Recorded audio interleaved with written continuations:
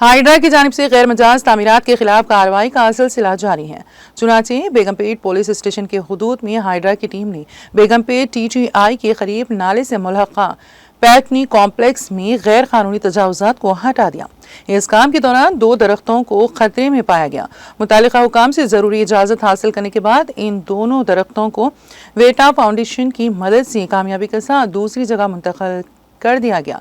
इस कार्रवाई में Devinder superintendent cantonment board A Ramesh, inspector of police traffic PS Begumpet A Ashok Reddy, RSI traffic PS Begumpet B Sridhar, RSI traffic PS Marredpally ने हिस्सा लिया।